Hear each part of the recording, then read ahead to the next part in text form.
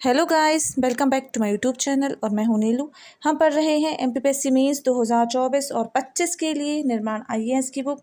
यह पेपर 4 के part B की यूनिट 1 से संबंधित है। हम उद्यमिता देख रहे हैं।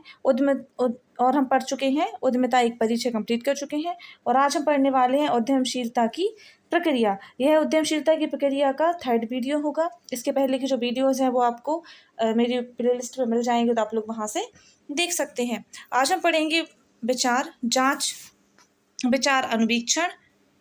चलिए स्टार्ट करते हैं।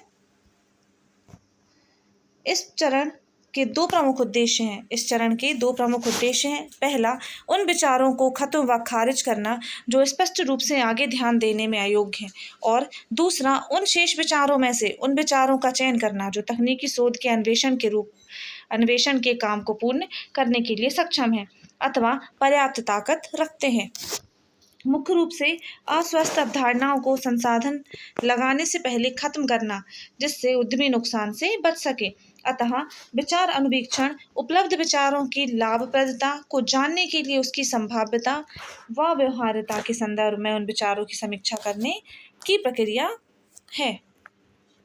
विचार अनुवीक्षण व प्राथमिक जांच करना देखेंगे अब हम।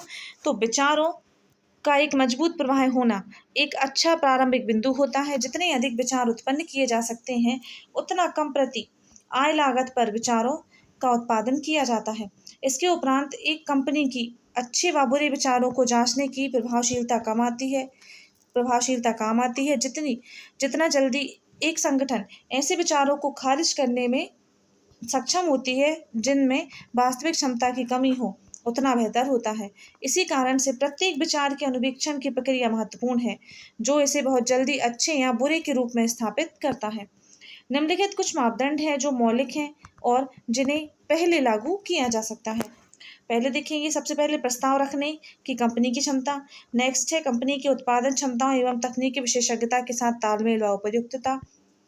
अगला है कंपनी के उद्देश्यों व छवि के साथ उपयुक्तता, बाजार की बिक्री और लाभ क्षमता। नेक्स्ट है वर्तमान प्रस्ताव और वितरण प्रणाली के साथ उपयुक्त यह प्रारंभिक अनुवीक्षण सबसे कारगर तरीके से जांच के लिए कमजोर विचारों को खारिज कर देगी। फिर शेष विचारों को अधिक अनुवीक्षण के अधीन किया जा सकता है। प्रारंभिक जांच में ग्राहक की कंपनी के प्रस्ताव के प्रति क्या प्रतिक्रिया है व प्रतिस्पर्धी कैसे प्रतिक्रिया करेंगे, यह भी शामिल होता है। व्यापार विचार की संभावना। व्यापार विचार के चयन के उपरांत विचार की संभाव्यता को जानने के लिए उसका परीक्षण करना आवश्यक है। कुछ उद्यमी अथवा व्यवसायी विचार को चयन करके तत्काल आगे बढ़ जाते हैं, परंतु विचार को जांचने के लिए थोड़ा रुक कर और समय खर्च करना बेहतर होता है। एक व्यापारिक विचार के गुणों के माध्यम से सोचने और व्यवसाय शुरू करने में उचित अनुक्रम निम्नानुसार है। व्यावसायिक विचार की प्रारंभिक व्यवहार्यता की परीक्षण के निम्न क्षेत्रों पर विचार किया जाना चाहिए। यहाँ पे लिखा हुआ है, एक व्यापार नवाचार की पहचान करना, आरंभिक संभाव्यता व व्यवहार्यता को निर्धारित करने के लिए विचार के अनुवीक्षण या जांच की परीक्षण, उसके बाद व्यवसाय योजना का परिलेखन और उसके बाद व्यवसाय शुरू करना। अब हम यहाँ पे देखेंगे उत्पादन या सेवा व्यवहार्यता। यहाँ पे ये वाला, यह निर्धारित करें कि प्रस्तावित उत्पाद या सेवा वांछनीय है या नहीं और उसके क्या लाभ हैं। उद्यमी को निम्न बिंदुओं पर विवरण तैयार करना चाहिए। उत्पादन या सेवा का वितरण और उसके लाभ, लक्षित लक्ष्य बाजार, उत्पादन सेवा कैसे बेची जाएगी इसका विवरण, उत्पाद सेवा कैसे बेची जाएगी उसका विवरण, कंपनी की प्रारंभिक प्रबंधन टीम का एक संक्षिप्त विवरण। इस विवरण को तैयार करने के उपरांत उद्यमी को इसे 10 से 15 लोगों को दिखाना चाहिए जो इस पर सूचित प्रतिक्रिया प्रदान करें। इसके लिए प्रतिभागियों के लिए एक संक्षिप्त सर्वेक्षण को संलग्न करें जो निम्न जानकारी अर्जित करने में लाभप्रद हो। उत्पाद या सेवा विचार के बारे में उन्हें क्या पसंद आया, इसे और बेहतर बनाने के लिए सुझाव। बताएं कि क्या उन्हें लगता है कि उत्पाद व सेवा का विचार संभव है। अतिरिक्त टिप्पणी या सुझाव साझा करें या इन सब प्रतिक्रियाओं को ध्यानपूर्वक पढ़ें और मूल्यांकन करें। उद्योग बाजार व्यवहार्यता, दूसरा क्षेत्र जिसके बारे में उद्यमी को पता लगाना चाहिए कि क्या ये वह उद्योग हैं जिनका हिस्सा आप जिनका हिस्सा आपका व्यवसाय बनने वाला है। अतः वह उद्योग बाजार हैं जिनमें आप बाद में जाने की योजना बना रहे हैं। नए व्यापार के लिए सबसे आकर्षक उद्योगों में निम्नलिखित विशेषताएं होनी चाहिए। ये उद्योग छोटे और सिकुड़ने की बजाय बड़े और बढ़ रहे हों। ये उद्योग जीवन चक्र में देर की बजाय शीघ्र चरण में हों। इनके उत्पाद व सेवाएं उपभोक्ताओं के लिए अत्यधिक महत्वपूर्ण व जरूरी हों। व्यावसायिक पर्यावरणीय प्रवृत्ति उद्योगों के पक्ष में चल रही हो। इनके क्रिया चालान उपांत अधिक होते हों। स्टार्टअप के लिए बाजार आदर्श है जो प्रस्तावित व्यवसाय के लिए काफी बड़ा है, लेकिन बड़े प्रतियोगियों को आकर्षित करने से बचने के लिए काफी छोटा है। उन्हें उद्योग बाजार की अच्छी जानकारी प्राप्त करना इतना कठिन नहीं है। शुरू करने के लिए सबसे अच्छी जगह एक विश्वविद्यालय या बड़े सार्वजनिक पुस्तकालय में उपलब्ध संसाधनों से लाभ उठाना है। उद्योग व्यापार पत्रिकाएं भी जानकारी प्रदान करने में मददगार होती हैं। इसके अतिरिक्त उन व्यापार मालिकों से बात करने से जो इस उद्योग का हिस्सा है कई महत्वपूर्ण जानकारियां अर्जित की जा सकती हैं। नेक्स्ट है संगठनात्मक व्यवहार्यता। तृतीय क्षेत्र जिसके बारे में पता लगाना आवश्यक है कि यह प्रस्तावित व्यवसाय में पर्याप्त प्रबंधकीय जानकारी है अथवा विशेषज्ञता, जिससे व्यवसाय को सफलतापूर्वक शुरू और संचालित किया जा सकता है। इस कार्य के लिए उद्यमी जो व्यवसाय शुरू करने जा रहे हैं उन्हें आकलन में ईमानदार तथा स्पष्ट होना चाहिए। इसके अतिरिक्त दो सबसे महत्वपूर्ण कारक हैं: जुनून, जो उद्यमी में अपनी व्यवसाय के लिए, और किस हद तक उद्यमी इस उद्योग को समझते हैं जिनसे उनका व्यापार प्रतिस्पर्धा करेगा।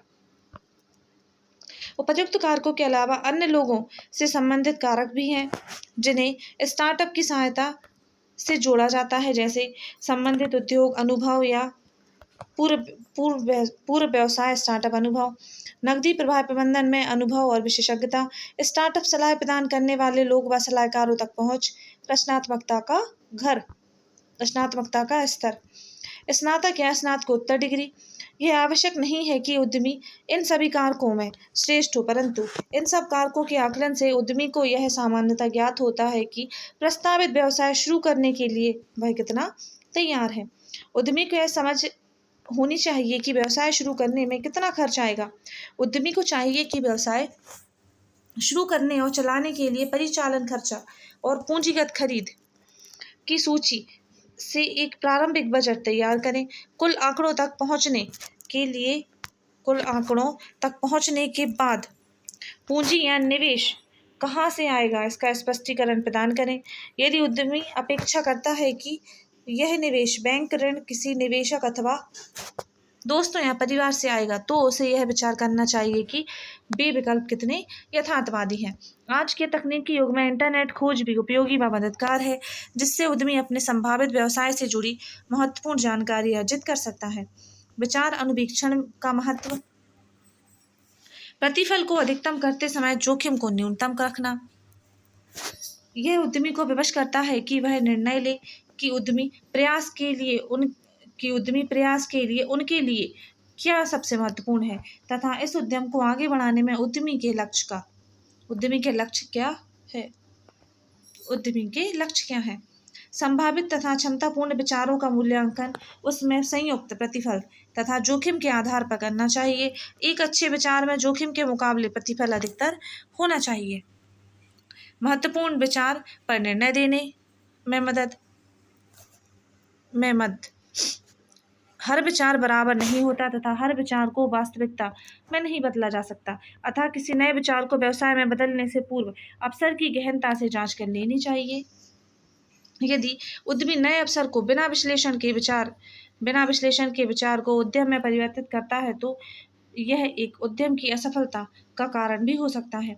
विचार अनुवीक्षण उद्यमी को उचित विचार पहचानने में तथा उसके भली भांति अध्ययन करने के उपरांत निर्णय लेने में मदद करता है। सीमित संसाधनों का सबसे अच्छा उपयोग। यह स्पष्ट है कि संसाधनों की उपलब्धता सीमित होती है। अधिकांश उद्यमी के पास पैसा, समय, लोग अथवा अन्य संसाधन सीमित रूप में मौजूद होते हैं, जिनकी मदद से वह अपने व्यावसायिक विचार को नवीन उद्योग व्यापार का रूप दे सकता है। व्यावसायिक विचारों व अवसर के विश्लेषण से उद्यमी सीमित संसाधनों के सही उपयोग पर निश्चित हो सकता है।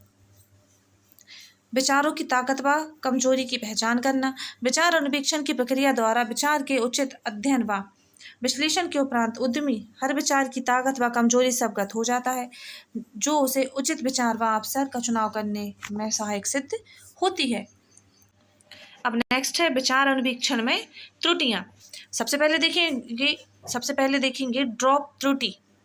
यह त्रुटि तब होती है जब उद्यमी एक अच्छे विचार या अवसर को अस्वीकार कर त्याग देता है। उदाहरण स्वरूप IBM कंपनी ने पर्सनल कंप्यूटर के बाजार में आने के विचार को यह सोचकर त्याग दिया कि इस बाजार का आकार उनके लिए बहुत छोटा है व लाभदायी नहीं है। इस त्रुटि के चलते IBM ने एक बहुत बड़े अवसर को खो दिया। गो त्रुटि है, गो एरर। ऐसा तब होता है जब उद्यमी विकास और व्यवसायीकरण में आगे बढ़ने के लिए एक अनुचित विचार को अनुमति देता है, जिसके परिणाम स्वरूप उसे उत्पाद विफलताओं का सामना करना पड़ सकता है। 3 प्रकार की उत्पाद विफलताएं हो सकती हैं। 3 प्रकार की उत्पाद विफलताएं। एक होती है कौन सी? एक होती है पूर्ण उत्पाद विफलता, दूसरी आंशिक उत्पाद विफलता और तीसरी है सापेक्ष उत्पाद विफलता। हम एक एक करके देखेंगे सबको। सबसे पहले पूर्ण उत्पाद विफलता। जब बिक्री परिवर्तनशील लागत को वसूल नहीं कर पाती और उद्यमी को बड़ी मात्रा में नुकसान होता है। नेक्स्ट है आंशिक उत्पाद विफलता।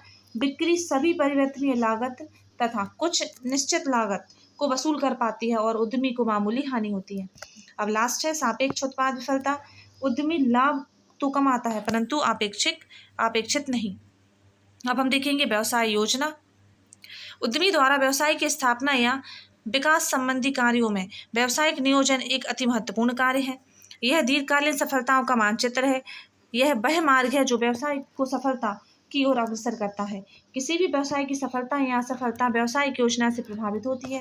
व्यावसायिक योजना नियोजन से तात्पर्य एक ऐसी योजना से होता है जिसके द्वारा एक व्यावसायिक संस्था अपने निर्धारित लक्ष्यों की प्राप्ति करती है। इसे व्यावसायिक लक्ष्यों की प्राप्ति की व्यूह रचना भी कहा जा सकता है। यह कब, किसके द्वारा, कैसे और कहाँ करता है का लिखित सारांश है। व्यावसायिक योजना में व्यवसाय के लक्ष्यों, उद्देश्यों या सेवाओं का वितरण, बाजार विश्लेषण, विपणन व्यूह रचना, क्रियात्मक योजना, प्रबंधकीय योजना, वित्तीय आयोजन तथा व्यवसाय के विकास व विस्तार की संभावना का विश्लेषण प्रस्तुत किया जाता है। यह वह प्रलेख है जिसमें व्यवसाय के लक्ष्यों की प्राप्ति की सामयिक अनुसूची भी प्रस्तुत की जाती है ताकि सही समय पर सही कार्य संभव हो सके। अब हम देखेंगे व्यवसायिक योजना में निम्नलिखित तत्व शामिल होते हैं।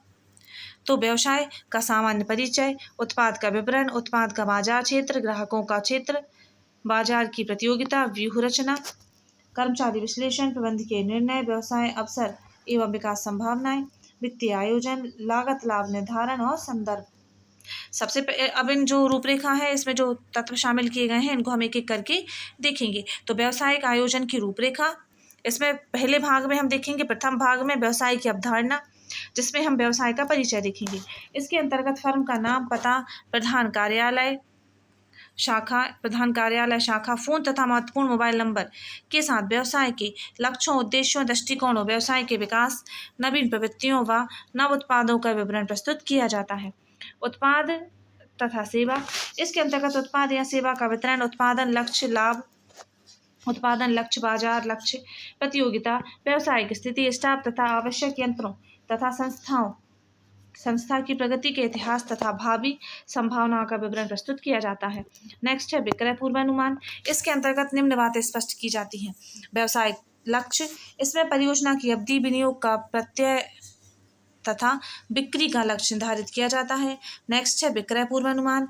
इसमें समय अनुसार अर्थात दैनिक, साप्ताहिक, मासिक तथा वार्षिक बिक्री का पूर्वानुमान किया जाता है तथा आवश्यक मान्यताएं भी निर्धारित की जाती हैं।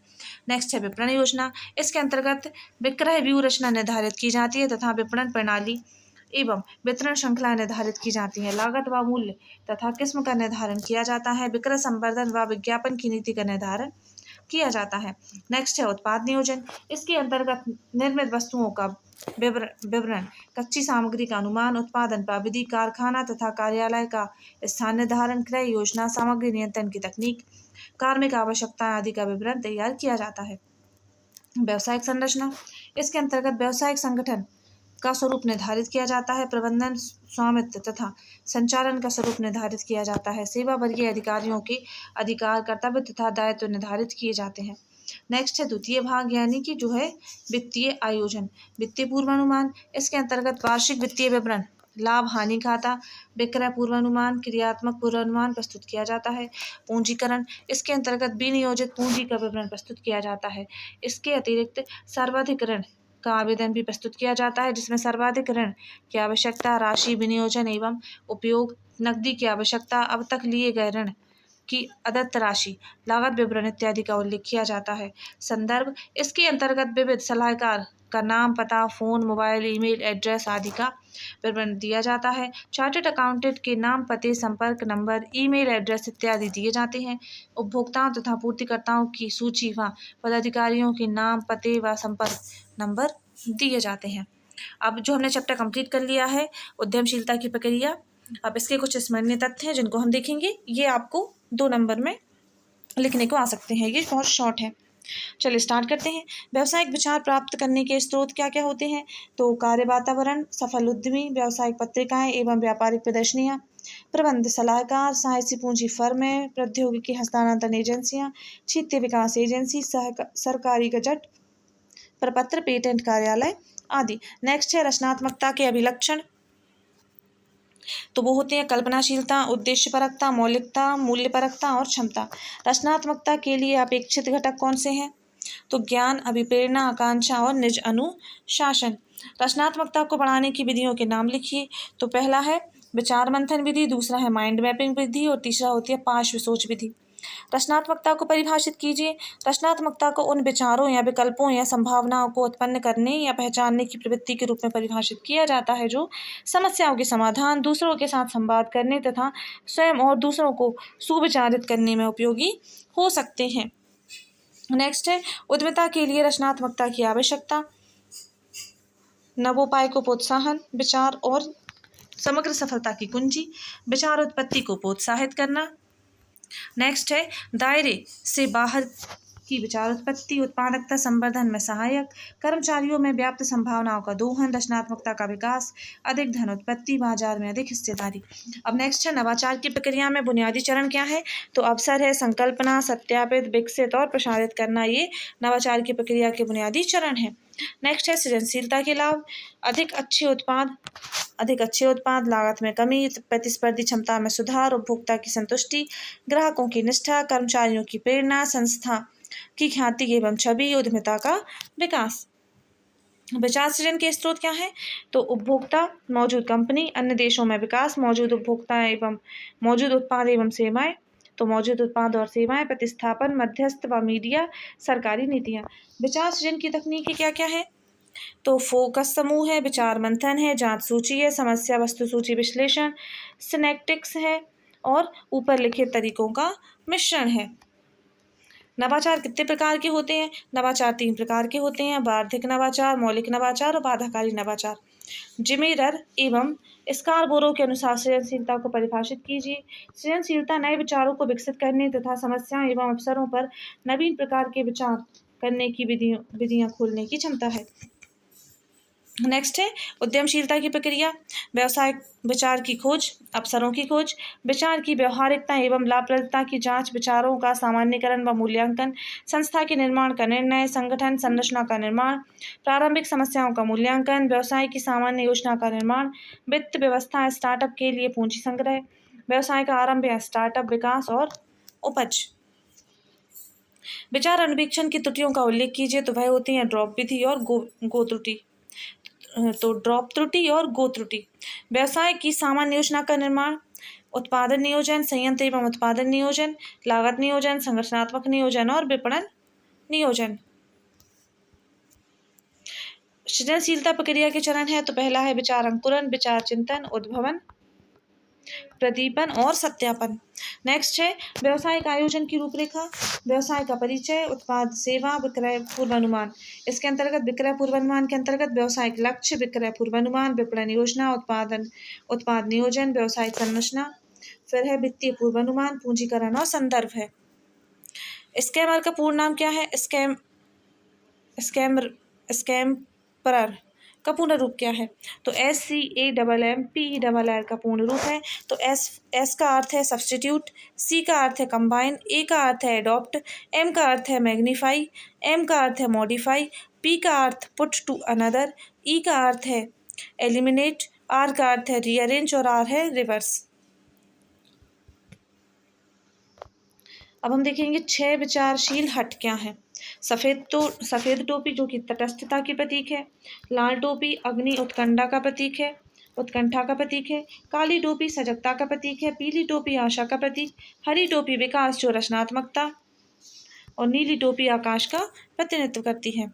अब नवाचार की चुनौतियां देखेंगे तो तकनीकी विफलता है, वित्तीय बोझ, बाजार की विफलता, उत्पाद के लिए बेईमानी, कार्यान्वयन की संरचनात्मक एवं वित्तीय क्षमता का अभाव, अलग नवाचार केंद्र होना और राजनीतिक घटनाएं। व्यापार विचार की संभावना क्या होती है? तो उत्पाद या सेवा व्यवहार्थ, उद्योग बाजार व्यवहार्यता, संगठनात्मक व्यवहार। विचार अनुवीक्षण का महत्व, प्रतिफल को अधिकतम करते समय जोखिम को न्यून रखना, महत्वपूर्ण विचार पर निर्णय लेने में मुद्दे, सीमित संसाधनों का सबसे अच्छा उपयोग और विचारों की ताकत व कमजोरी की पहचान करना। हमने स्मरणीय तथ्य देख लिए हैं। अब ये कुछ संभावित प्रश्न हैं, इनका आप लोग स्क्रीनशॉट ले लीजिए और इनको लिखकर अपनी प्रैक्टिस कीजिए। बहुत ही लघुत्तीय प्रश्न थे ये वाले, ये लघुत्तीय प्रश्न और दीर्घोत्तीय प्रश्न है, इनका स्क्रीनशॉट लेके आंसर राइटिंग की प्रैक्टिस कीजिए। अगर आप लोग को वीडियो पसंद आते हो तो प्लीज़ दोस्तों चैनल को सब्सक्राइब करें, वीडियो को लाइक करें और जो भी दोस्त हैं आपके उनके साथ शेयर करें। चलिए मिलते हैं नेक्स्ट वीडियो में। Thanks for watching.